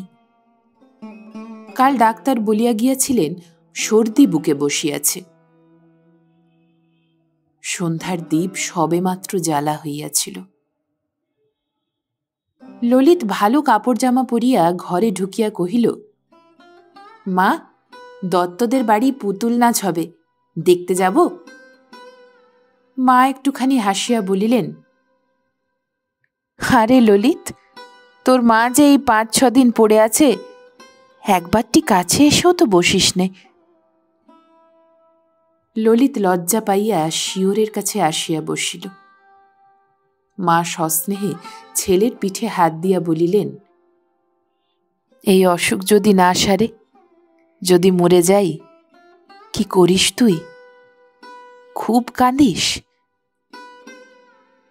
যা, সেরে যাবে বলিয়া ললিত মায়ের বুকের উপর একটা হাত রাখিল। মা ছেলের হাতখানি হাতে লইয়া চুপ করিয়া রহিলেন। জ্বরের উপরে এই স্পর্শ তাহার সর্বাঙ্গ জুড়াইয়া দিতে লাগিল। ইচ্ছা করিতে লাগিল এমন করিয়া বহুক্ষণ কাটান। কিন্তু একটু পরেই ললিত উসখুস করিতে লাগিল। পুতুল নাচ হয়তো এতক্ষণে শুরু হইয়া গিয়াছে মনে করিয়া ভিতরে ভিতরে তাহার চিত্ত অস্থির হইয়া উঠিল। ছেলের মনের কথা বুঝিতে পারিয়া মা মনে মনে হাসিয়া বলিলেন, আচ্ছা যা, দেখে আয়, বেশি রাত করিস নে যেন। না মা, এক্ষুনি ফিরে আসব বলিয়া ললিত ঘরের বাহির হইয়া গেল। কিন্তু মিনিট দুই পরে ফিরিয়া আসিয়া বলিল, মা, একটা কথা বলবো। মা হাসি মুখে বলিলেন, একটা টাকা চাই তো, ওই কুলুঙ্গিতে আছে, নিগে, দেখিস বেশি নিস নে যেন। না মা, টাকা চাই নে। বলি, তুমি শুনবে? মা বিস্ময় প্রকাশ করিয়া বলিলেন, টাকা চাই নে? তবে কি কথা রে? ললিত আরো একটু কাছে আসিয়া চুপি চুপি বলিল, কেষ্ট মামাকে একবার আসতে দেবে? ঘরে ঢুকবে না, ওই দোরগোড়া থেকে একটিবার তোমাকে দেখেই চলে যাবে। কালকেও বাইরে এসে বসেছিল, আজকেও এসে বসে আছে। হেমাঙ্গিনী ব্যস্ত হইয়া উঠিয়া বসিলেন, বলিলেন, যা যা ললিত, এক্ষুনি ডেকে নিয়ে আয়। আহা হা, বসে আছে, তোরা কেউ আমাকে জানাসনি রে। ভয়ে আসতে চায় না যে বলিয়া ললিত চলিয়া গেল। মিনিট খানেক পরে কেষ্ট ঘরে ঢুকিয়া মাটির দিকে ঘাড় বাঁকাইয়া দেয়ালে ঠেস দিয়া দাঁড়াইল। হেমাঙ্গিনী ডাকিলেন, এসো দাদা, এসো। কেষ্ট তেমনি ভাবে স্থির হইয়া রহিল। তিনি নিজে তখন উঠিয়া আসিয়া কেষ্টর হাত ধরিয়া বিছানায় লইয়া গেলেন। পিঠে হাত বুলাইয়া দিয়া বলিলেন, হারে কেষ্ট, বকেছিলুম বলে তোর মেজ দিদিকে ভুলে গেছিস বুঝি? সহসা কেষ্ট ফুঁপাইয়া কাঁদিয়া উঠিল। হেমাঙ্গিনী কিছু আশ্চর্য হইলেন, কারণ কখনো কেহ তাহাকে কাঁদিতে দেখে নাই। অনেক দুঃখ কষ্ট যাতনা দিলেও সে ঘাড় হেঁট করিয়া নিঃশব্দে থাকে, লোকজনের সম্মুখে জল ফেলে না। তাহার এই স্বভাবটি হেমাঙ্গিনী জানিতেন বলিয়াই বড় আশ্চর্য হইয়া বলিলেন, ছি, কান্না কিসের? বেটা ছেলেকে চোখের জল ফেলতে আছে কি? প্রত্যুত্তরে কেষ্ট কোঁচার খুঁট মুখে গুঁজিয়া প্রাণপণ চেষ্টায় কান্না রোধ করিতে করিতে বলিল, ডাক্তার বলে যে বুকে সর্দি বসেছে। হেমাঙ্গিনী হাসিলেন, এই জন্য? ছি ছি, কি ছেলে মানুষ তুই রে। বলিতে বলিতে তাহার নিজের চোখ দিয়াও টপ টপ করিয়া দুফোঁটা জল গড়াইয়া পড়িল। বাঁ হাত দিয়া মুছিয়া ফেলিয়া তাহার মাথায় একটা হাত দিয়া কৌতুক করিয়া বলিলেন, সর্দি বসেছে, বসলেই বারে। যদি মরি, তুই আর ললিত কাঁধে করে গঙ্গায় দিয়ে আসবি, কেমন? পারবি নে? বলি, মেজ বউ, কেমন আছো আজ? বলিয়া বড় বউ দোরগোড়ায় আসিয়া দাঁড়াইলেন। ক্ষণকাল কেষ্টর পানে তীক্ষ্ণ দৃষ্টিতে চাহিয়া থাকিয়া বলিলেন, এই যে ইনি এসে হাজির হয়েছেন। আবার ও কি, মেজগিন্নির কাছে কেঁদে সোহাগ করা হচ্ছে যে? ন্যাকা আমার, কত ফন্দি জানে। ক্লান্তিবশত হেমাঙ্গিনী এইমাত্র বালিশে হেলান দিয়া কাত হইয়া পড়িয়াছিলেন। তীরের মতো সোজা উঠিয়া বসিয়া কহিলেন, দিদি, আমার 6-7 দিন জ্বর, তোমার পায়ে পড়ি, আজ তুমি যাও। কাদম্বিনী প্রথমটা থতমত খাইয়া গেলেন, কিন্তু পরক্ষণে সামলাইয়া লইয়া বলিলেন, তোমাকে তো বলিনি মেজবউ, নিজের ভাইকে শাসন করছি, তুমি এমন মারমুখী হয়ে উঠছ কেন? হেমাঙ্গিনী বলিল, শাসন তো রাত্রিদিনই চলছে, বাড়ি গিয়ে করো, এখানে আমার সামনে করবার দরকার নেই, করতেও দেব না। কেন, তুমি কি বাড়ি থেকে তাড়িয়ে দেবে নাকি? হেমাঙ্গিনী হাত জোড় করিয়া বলিল, আমার বড় অসুখ দিদি, তোমার দুটি পায়ে পড়ি, হয় চুপ করো নয় যাও। কাদম্বিনী বলিলেন, নিজের ভাইকে শাসন করতে পারবো না? হেমাঙ্গিনী জবাব দিল, বাড়ি গিয়ে করো গে। সে আজ ভালো করেই হবে, আমার নামে লাগান ভাঙান আজ বার করব, বজ্জাত মিথ্যুক কথাকার। বললুম গরুর দড়ি নেই কেষ্ট, 2 পাট কেটে দে। না দিদি, তোমার পায়ে পড়ি, পুতুল নাচ দেখে আসি। এই বুঝি পুতুল নাচ হচ্ছে রে? বলিয়া কাদম্বিনী গুমগুম করিয়া পা ফেলিয়া চলিয়া গেলেন। হেমাঙ্গিনী কতক্ষণ কাঠের মতো বসিয়া থাকিয়া শুইয়া পড়িয়া বলিল, কেন তুই পুতুল নাচ দেখতে গেলিনি কেষ্ট? গেলে তো আর এইসব হতো না। আসতে যখন তোকে ওরা দেয় না ভাই, তখন আর আসিস নে আমার কাছে। কেষ্ট আর কথাটি না কহিয়া আস্তে আস্তে চলিয়া গেল, কিন্তু তৎক্ষণাৎ ফিরিয়া আসিয়া বলিল, আমাদের গাঁয়ের বিশালাক্ষী ঠাকুর বড় জাগ্রত মেজদি, পুজো দিলে অসুখ সেরে যায়, দাও না মেজদি। এইমাত্র নিরর্থক ঝগড়া হইয়া যাওয়ায় হেমাঙ্গিনীর মনটা ভারী বিগড়াইয়া গিয়াছিল। ঝগড়াঝাটি তো হয়ই, সেজন্যও নয়, এমন একটা রসালো ছুতা পাইয়া এই হতভাগার দুর্দশা যে কিরূপ হইবে, আসলে সেই কথাটাই মনে মনে তোলপাড় করিয়া তাহার বুকের ভেতরটা ক্ষোভে ও নিরুপায় আক্রোশে জ্বলিয়া উঠিয়াছিল। কেষ্ট ফিরিয়া আসিতেই হেমাঙ্গিনী উঠিয়া বসিল এবং কাছে বসাইয়া গায়ে হাত বুলাইয়া দিয়া কাঁদিয়া ফেলিল। চোখ মুছিয়া বলিল, আমি ভালো হয়ে তোকে লুকিয়ে পুজো দিতে পাঠিয়ে দেব, পারবি একলা যেতে?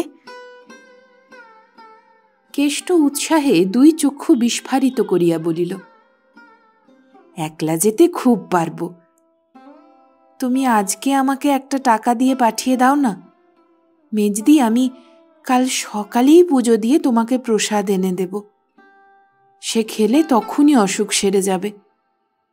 দাও না মেজদি, আজকেই পাঠিয়ে। হেমাঙ্গিনী দেখিলেন তাহার আর সবুর সয় না, বলিলেন, কিন্তু কাল ফিরে এলে তোকে যে এরা ভারী মারবে। মারধরের কথা শুনিয়া প্রথমটা কেষ্ট দমিয়া গেল, কিন্তু পরক্ষণেই প্রফুল্ল হইয়া কহিল, মারুক গে, তোমার অসুখ সেরে যাবে তো। আবার তাহার চোখ দিয়া জল গড়াইয়া পড়িল। বলিলেন, হ্যাঁ রে কেষ্ট, আমি তোর কেউ নই, তবে আমার জন্য তোর এত মাথা ব্যথা কেন রে? এ প্রশ্নের উত্তর কেষ্ট কোথায় পাইবে?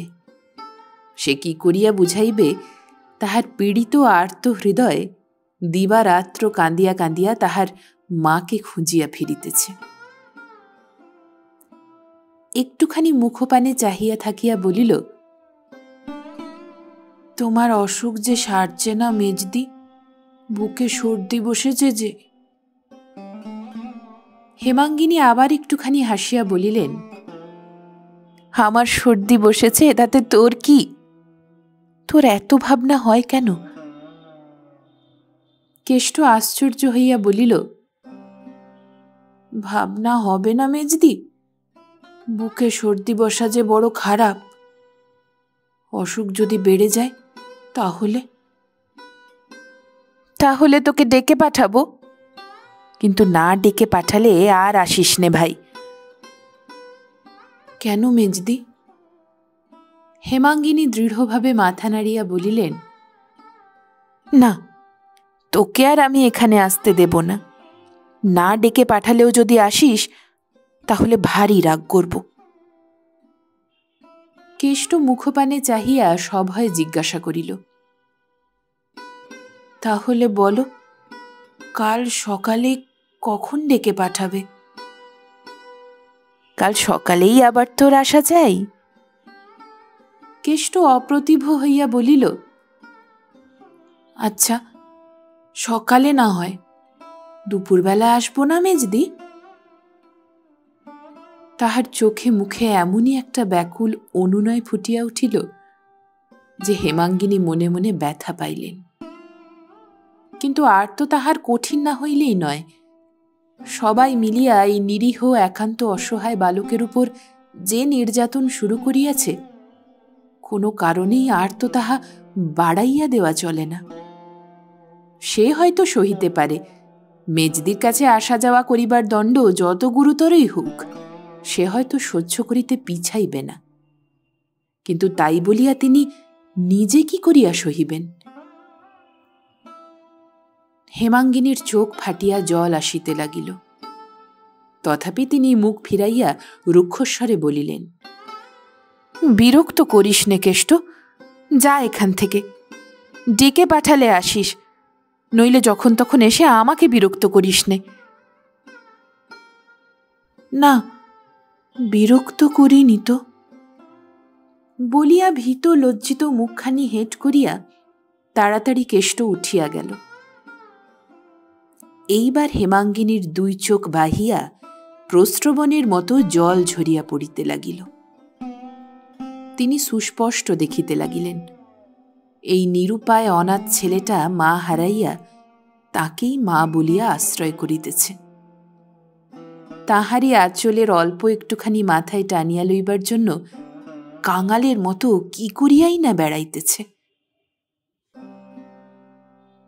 হেমাঙ্গিনী চোখ মুছিয়া মনে মনে বলিলেন, কেষ্ট, মুখখানি অমন করে গেলি ভাই, কিন্তু তোর এই মেজদি যে তোর চেয়েও নিরুপায়।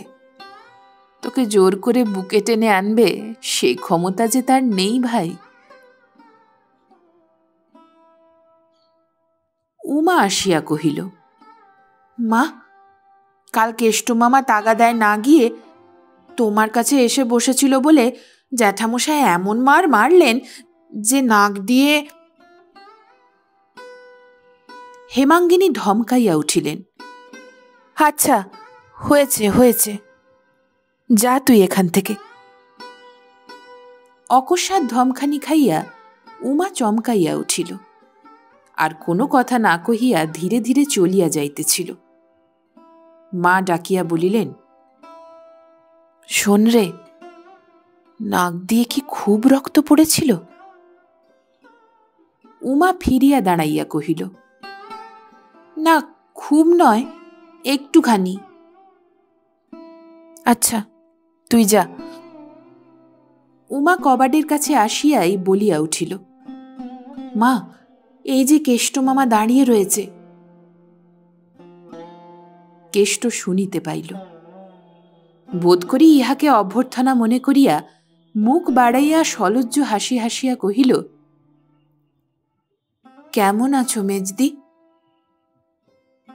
ক্ষোভে দুঃখে অভিমানে হেমাঙ্গিনী ক্ষিপ্তবৎ চিৎকার করিয়া উঠিলেন, কেন এসেছি সেখানে? যা যা বলছি, শিগগির দূর হ বলছি। কেষ্ট মুড়ের মতো ফ্যাল ফ্যাল করিয়া চাহিয়া রহিল। হেমাঙ্গিনী অধিকতর তীক্ষ্ণ তীব্র কণ্ঠে বলিল, তবু দাঁড়িয়ে রইলি হতভাগা, গেলি নে? কেষ্ট মুখ নামাইয়া শুধু যাচ্ছি বলিয়াই চলিয়া গেল। সে চলিয়া গেলে হেমাঙ্গিনী নির্জীবের মতো বিছানার একধারে শুইয়া পড়িয়া অস্ফুটে ক্রুদ্ধস্বরে বলিয়া উঠিলেন, 100 বার বলি হতভাগাকে, আসিস নে আমার কাছে। তবু মেজদি, শিবুকে বলে দিস তো উমা, ওকে না আর ঢুকতে দেয়। উমা জবাব দিল না, ধীরে ধীরে বাহির হইয়া গেল। রাত্রে হেমাঙ্গিনী স্বামীকে ডাকিয়া আনিয়া কাঁদো কাঁদো গলায় বলিল, কোনোদিন তো তোমার কাছে কিছু চাইনি, আজ এই অসুখের উপর একটা ভিক্ষা চাইছি, দেবে? বিপিন সন্দিগ্ধ কণ্ঠে প্রশ্ন করিলেন, কি চাই? হেমাঙ্গিনী বলিল, কেষ্টকে আমাকে দাও। ও বেচারি বড় দুঃখী, মা বাপ নেই, ওকে ওরা মেরে ফেলছে, এ আর আমি চোখে দেখতে পারছি নে। বিপিন মৃদু হাসিয়া বলিলেন, তাহলে চোখ বুজে থাকলেই তো হয়।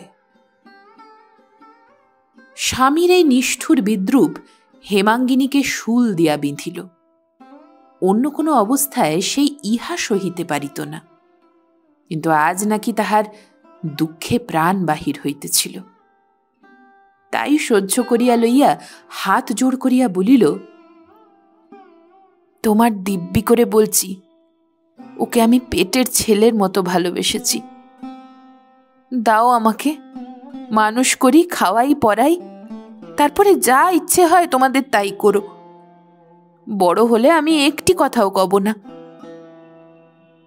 বিপিন একটুখানি নরম হইয়া বলিলেন, ও কি আমার গোলার ধান চাল যে তোমাকে এনে দেব? পরের ভাই, পরের বাড়ি এসেছে, তোমার মাঝখানে পড়ে এত দরদ কিসের জন্য? হেমাঙ্গিনী কাঁদিয়া ফেলিল। খানিক পরে চোখ মুছিয়া বলিল, তুমি ইচ্ছে করলে বড়ঠাকুরকে বলে, দিদিকে বলে স্বচ্ছন্দে আনতে পারো। তোমার দুটি পায়ে পড়ছি, দাও তাকে। বিপিন বলিলেন, আচ্ছা, তাই যদি হয়, আমি বা এত বড় মানুষ কিসে যে তার প্রতিপালন করব? হেমাঙ্গিনী বলিল,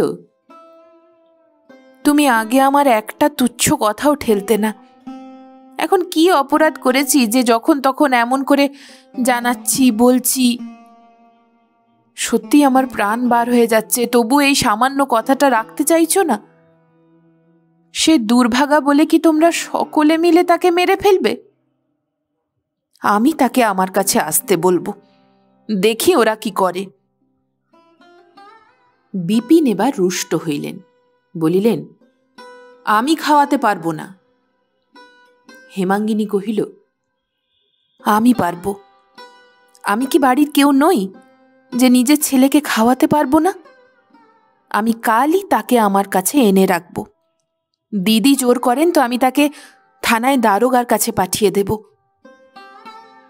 স্ত্রীর কথা শুনিয়া বিপিন ক্রোধে অভিমানে ক্ষণকাল অবাক হইয়া থাকিয়া বলিলেন, আচ্ছা, সে দেখা যাবে, বলিয়া বাহির হইয়া গেলেন। পরদিন প্রভাত হইতেই বৃষ্টি পড়িতেছিল। হেমাঙ্গিনী জানালাটা খুলিয়া দিয়া আকাশের পানে চাহিয়াছিলেন। সহসা পাঁচু গোপালের উচ্চ কণ্ঠস্বর কানে গেল। সে চেঁচাইয়া বলিতেছিল, মা, তোমার গুণধর ভাই জলে ভিজতে ভিজতে এসে হাজির হয়েছে। খ্যাংরা কোথায় রে? যাচ্ছি আমি, বলিয়া কাদম্বিনী হুঙ্কার দিয়া ঘর হইতে বাহির হইয়া মাথায় গামছা দিয়া দ্রুত পদে সদর বাড়িতে ছুটিয়া গেলেন। হেমাঙ্গিনীর বুকটা যেন কাঁপিয়া উঠিল। ললিতকে ডাকিয়া বলিলেন, যা তো বাবা, ও বাড়ির সদরে দেখ তো তোর কেষ্ট মামা কোথা থেকে এলো। ললিত ছুটিয়া চলিয়া গেল এবং খানিক পরে ফিরিয়া আসিয়া কহিল, পাঁচুদা তাকে নাড়ুগোপাল করে মাথায় দুটো থান ইট দিয়ে বসিয়ে রেখেছে। হেমাঙ্গিনী শুষ্ক মুখে জিজ্ঞাসা করিলেন, কি করেছিল সে? ললিত বলিল, কাল দুপুরবেলা তাকে তাগাদা করতে পাঠিয়েছিল গয়লাদের কাছে। 3 টাকা আদায় করে নিয়ে পালিয়েছিল। সব খরচ করে এই আসছে। হেমাঙ্গিনী বিশ্বাস করিলেন না, বলিলেন, কে বললে সে টাকা আদায় করেছিল? লক্ষণ গয়লা নিজে এসে বলে গেছে, বলিয়া ললিত পড়িতে চলিয়া গেল।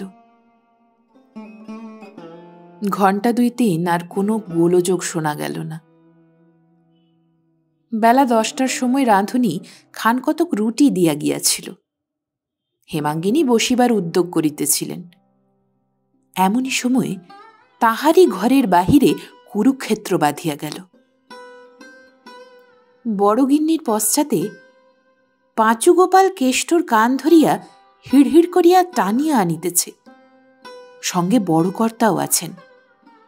মেজ কর্তাকেও আনিবার জন্য দোকানে লোক পাঠানো হইয়াছে। হেমাঙ্গিনী শশব্যস্তে মাথায় কাপড় দিয়া ঘরের এক পার্শ্বে সরিয়া দাঁড়াইতেই বড় কর্তা তীব্র কটু কণ্ঠে শুরু করিয়া দিলেন, তোমার জন্যে আর তো আমরা বাড়িতে টিকতে পারি নে মেজ বৌমা। বিপিনকে বলো আমাদের বাড়ির দামটা ফেলে দিক, আমরা আর কোথাও উঠে যাই। হেমাঙ্গিনী বিস্ময়ে হতবুদ্ধি হইয়া নিঃশব্দে দাঁড়াইয়া রহিলেন। তখন বড়গিন্নি যুদ্ধ পরিচালনার ভার সহস্তে গ্রহণ করিয়া দ্বারের ঠিক সুমুখে সরিয়া আসিয়া হাত মুখ নাড়িয়া বলিলেন, মেজ বউ, আমি বড় যা, তা আমাকেও কুকুর শিয়াল মনে করো তা ভালোই করো, কিন্তু 1000 দিন বলেছি, মিছে লোক দেখানো আহ্লাদ দিয়ে আমার ভাইয়ের মাথাটি খেও না।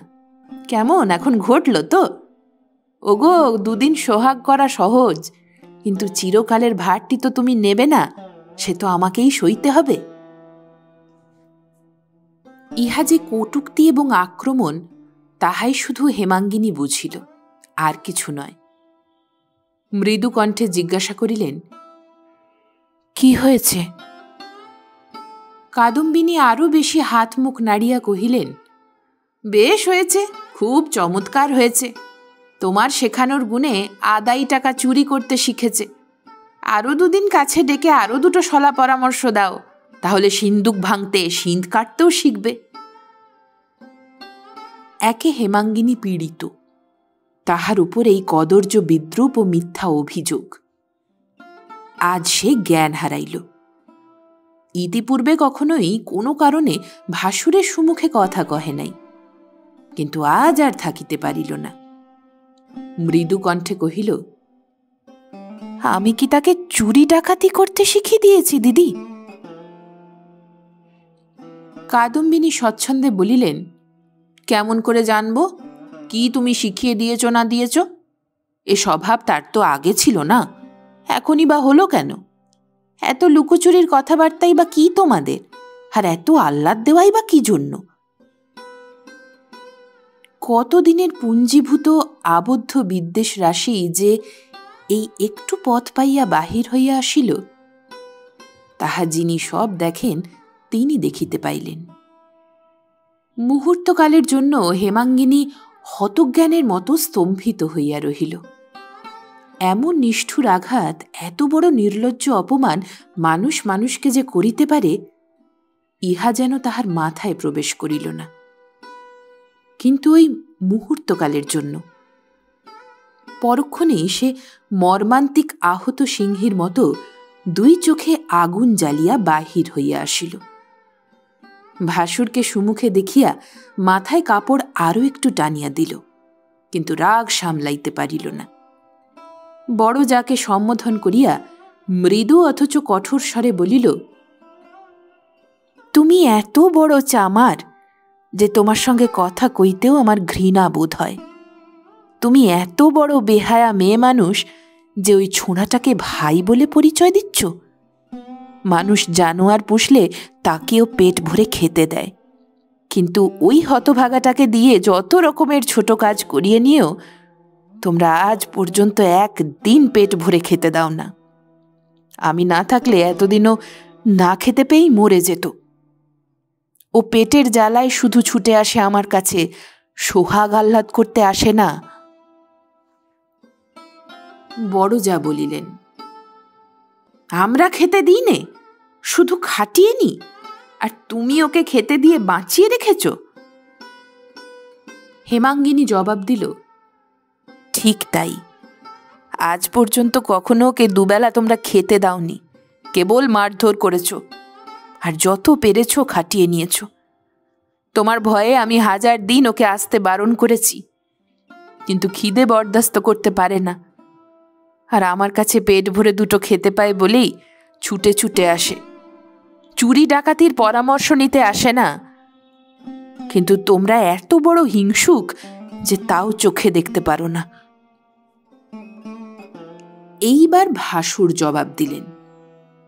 কেষ্টকে সুমুখে টানিয়া আনিয়া তাহার কোঁচার খুঁট খুলিয়া একটা কলা পাতার ঠোঙা বাহির করিয়া সক্রোধে বলিয়া উঠিলেন, হিংসুক আমরা?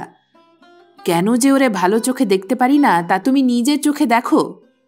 মেজ বৌমা, তোমার শেখানোর গুণেই ও আমার টাকা চুরি করে তোমার ভালোর জন্য কোন একটা ঠাকুরের পুজো দিয়ে প্রসাদ এনেছে, এই নাও।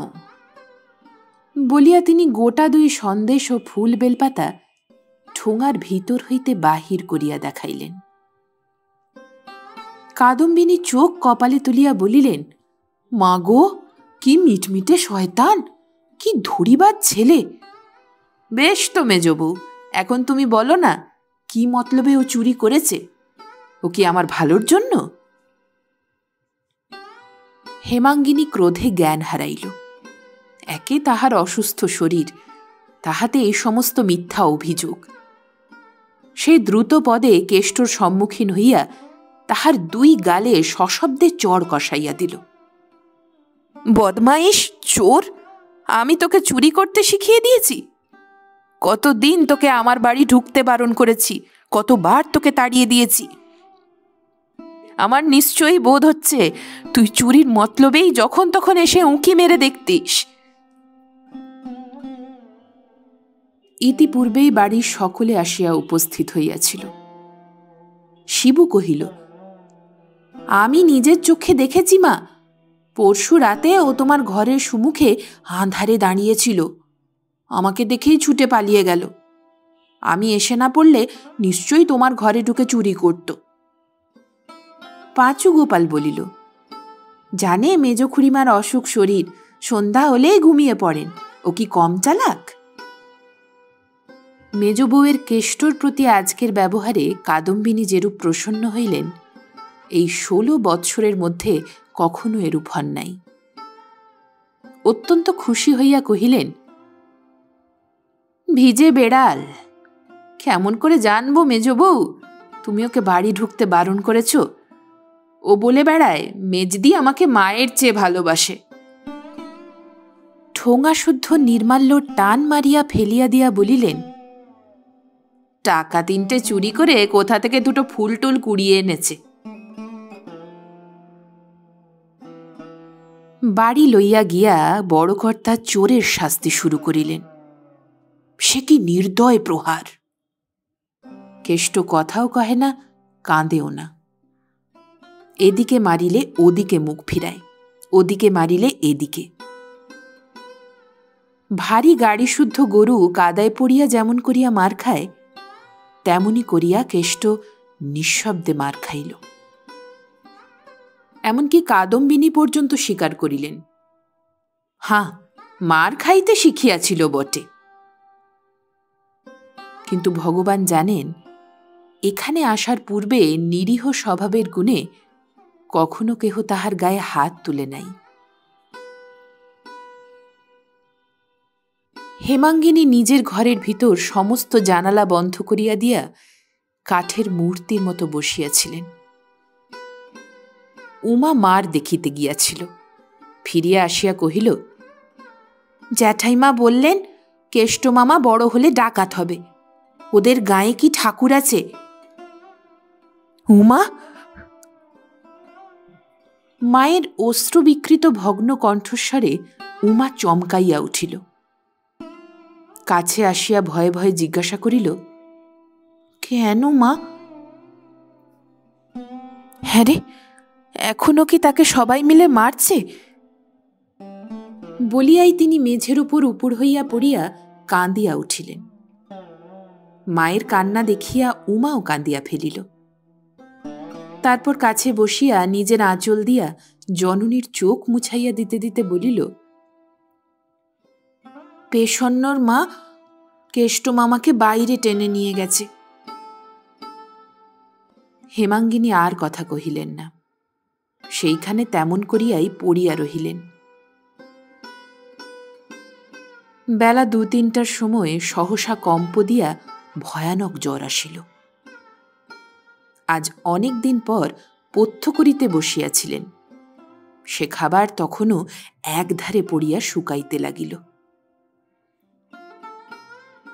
সন্ধ্যার পর বিপিন ও বাড়িতে বৌঠানের মুখে সমস্ত ব্যাপার অবগত হইয়া ক্রোধ ভরে স্ত্রীর ঘরে ঢুকিতেছিলেন। উমা কাছে আসিয়া ফিসফিস করিয়া বলিল, মা জ্বরে অজ্ঞান হয়ে আছেন। বিপিন চমকাইয়া উঠিলেন, সে কি রে, আজ 3-4 দিন জ্বর ছিল না তো? বিপিন মনে মনে স্ত্রীকে অতিশয় ভালোবাসিতেন। কত যে বাসিতেন তাহা বছর 4-5 পূর্বে দাদাদের সহিত পৃথক হইবার সময় জানা গিয়াছিল। ব্যাকুল হইয়া ঘরে ঢুকিয়াই দেখিলেন তখনও তিনি মাটির উপর পড়িয়া আছেন। ব্যস্ত হইয়া শয্যায় তুলিবার জন্য গায়ে হাত দিতেই হেমাঙ্গিনী চোখ মেলিয়া এক মুহূর্ত স্বামীর মুখের পানে চাহিয়া থাকিয়া অকস্মাৎ 2 পা জড়াইয়া ধরিয়া কাঁদিয়া উঠিলেন। কেষ্টকে আশ্রয় দাও, নইলে এ জ্বর আমার সারবে না। মা দুর্গা আমাকে কিছুতেই মাপ করবেন না। বিপিন পা ছাড়াইয়া লইয়া কাছে বসিয়া স্ত্রীর মাথায় হাত বুলাইয়া সান্ত্বনা দিতে লাগিলেন। হেমাঙ্গিনী বলিলেন, দেবে? বিপিন সজল চক্ষু হাত দিয়া মুছিয়া বলিলেন, তুমি যা চাও তাই হবে, তুমি ভালো হয়ে ওঠো। হেমাঙ্গিনী আর কিছু বলিলেন না, বিছানায় উঠিয়া শুইয়া পড়িলেন। জ্বর রাত্রেই ছাড়িয়া গেল। পরদিন সকালে উঠিয়া বিপিন ইহা লক্ষ্য করিয়া পরম আহ্লাদিত হইলেন। হাত মুখ ধুইয়া কিছু জলযোগ করিয়া দোকানে বাহির হইতেছিলেন। হেমাঙ্গিনী আসিয়া বলিলেন, মার খেয়ে কেষ্টার ভারী জ্বর হয়েছে, তাকে আমি আমার কাছে নিয়ে আসছি। বিপিন মনে মনে অত্যন্ত বিরক্ত হইলেন। বলিলেন, তাকে এ বাড়িতে আনবার দরকার কি? যেখানে আছে সেখানেই থাক না। হেমাঙ্গিনী ক্ষণকাল স্তম্ভিত হইয়া থাকিয়া বলিলেন, কাল রাত্রে যে তুমি কথা দিলে তাকে আশ্রয় দেবে? বিপিন অবজ্ঞা ভরে মাথা নাড়িয়া বলিলেন, হাঁ, সে কে যে তাকে ঘরে এনে পুষতে হবে? তুমিও যেমন। কাল রাত্রে স্ত্রীকে অত্যন্ত অসুস্থ দেখিয়া যাহা স্বীকার করিয়াছিলেন, আজ সকালে তাহাকে সুস্থ দেখিয়া তুচ্ছ করিয়া দিলেন। ছাতাটা বগলে চাপিয়া উঠিয়া দাঁড়াইয়া বলিলেন, পাগলামি করো না, দাদারা ভারী চটে যাবেন। হেমাঙ্গিনী শান্ত দৃঢ় কণ্ঠে কহিলেন, দাদারা চটে গিয়ে কি তাকে খুন করে ফেলতে পারেন? না আমি নিয়ে এলে সংসারে কেউ তাকে আটকে রাখতে পারে? আমার 2টি সন্তান ছিল, কাল থেকে 3টি হয়েছে। আমি কেষ্টর মা। আচ্ছা, সে তখন দেখা যাবে বলিয়া বিপিন চলিয়া যাইতেছিল। হেমাঙ্গিনী সুমুখে আসিয়া দাঁড়াইয়া বলিলেন, এ বাড়িতে তাকে আনতে দেবে না? সরো সরো, কি পাগলামি করো বলিয়া বিপিন চোখ রাঙাইয়া চলিয়া গেলেন। হেমাঙ্গিনী ডাকিলেন, শিবু, একটা গরুর গাড়ি আনতো, আমি বাপের বাড়ি যাব। বিপিন শুনিতে পাইয়া মনে মনে হাসিয়া বলিলেন, ইস, ভয় দেখানো হচ্ছে। তারপর দোকানে চলিয়া গেলেন। কেষ্ট চণ্ডীমণ্ডপের একধারে ছেঁড়া মাদুরের ওপর জ্বরে, গায়ের ব্যথা এবং বোধ করি বুকের ব্যথায় আচ্ছন্নের মতো পড়িয়াছিল। হেমাঙ্গিনী ডাকিলেন, কেষ্ট। কেষ্ট যেন প্রস্তুত হইয়াছিল। এইবারে তড়াক করিয়া উঠিয়া বসিয়া বলিল, মেজদি। পরক্ষণে সলজ্জ হাসিতে তাহার সমস্ত মুখ ভরিয়া গেল। যেন তাহার কোনো অসুখ বিসুখ নাই, এইভাবে মহা উৎসাহে উঠিয়া দাঁড়াইয়া কোঁচা দিয়া ছেঁড়া মাদুর ঝাড়িতে ঝাড়িতে বলিল, বসো। হেমাঙ্গিনী তাহার হাত ধরিয়া বুকের কাছে টানিয়া আনিয়া বলিলেন, আর তো বসবো না দাদা, আয় আমার সঙ্গে। আমাকে বাপের বাড়ি আজ তোকে পৌঁছে দিতে হবে যে, চলো। বলিয়া কেষ্ট তাহার ভাঙা ছড়িটা বগলে চাপিয়া লইল এবং ছেঁড়া গামছাখানা কাঁধে ফেলিল। নিজেদের বাড়ির সদরে গোযান দাঁড়াইয়াছিল। হেমাঙ্গিনী কেষ্টকে লইয়া চড়িয়া বসিলেন। গাড়ি যখন গ্রাম ছাড়াইয়া গিয়াছে, তখন পশ্চাতে ডাকাডাকি চিৎকার। গাড়োয়ান গাড়ি থামাইল। ঘরমাক্ত কলেবরে আরক্ত মুখে বিপিন আসিয়া উপস্থিত হইলেন। সভয়ে প্রশ্ন করিলেন, কোথায় যাও মেজবউ? হেমাঙ্গিনী কেষ্টকে দেখাইয়া বলিলেন, এদের গ্রামে। কখন ফিরবে? হেমাঙ্গিনী গম্ভীর দৃঢ় কণ্ঠে উত্তর দিলেন, ভগবান যখন ফেরাবেন তখনই ফিরব। তার মানে? হেমাঙ্গিনী পুনরায় কেষ্টকে দেখাইয়া বলিলেন, কখনো যদি কোথাও এর আশ্রয় জোটে, তবেই একা ফিরে আসতে পারব, না হয় একে নিয়েই থাকতে হবে। বিপিনের মনে পড়িল, সেদিনেও স্ত্রীর এমনই মুখের ভাব দেখিয়াছিলেন এবং এমনই কণ্ঠস্বর শুনিয়াছিলেন, যেদিন মতিকামারের নিঃসহায় ভাগিনের বাগানখানি বাঁচাইবার জন্য তিনি একাকী সমস্ত লোকের বিরুদ্ধে দাঁড়াইয়াছিলেন। মনে পড়িল, এ মেজবউ সে নয় যাহাকে চোখ রাঙাইয়া টলানো যায়। বিপিন নম্র স্বরে বলিলেন, মাপ করো মেজবউ, বাড়ি চলো। হেমাঙ্গিনী হাত জোড় করিয়া কহিলেন, আমাকে তুমি মাপ করো, কাজ না সেরে আমি কোনো মতেই বাড়ি ফিরতে পারব না। বিপিন আরও এক মুহূর্ত স্ত্রীর শান্ত দৃঢ় মুখের পানে নিঃশব্দে চাহিয়া রহিলেন। তাহার পর সহসা সুমুখে ঝুঁকিয়া পড়িয়া কেষ্টর ডান হাতটা ধরিয়া ফেলিয়া বলিলেন, কেষ্ট, তোর মেজদিকে তুই বাড়িতে ফিরিয়ে নিয়ে আয় ভাই। শপথ করছি, আমি বেঁচে থাকতে তোদের দুই ভাই বোনকে আজ থেকে কেউ পৃথক করতে পারবে না। আয় ভাই, তোর মেজদিকে নিয়ে আয়।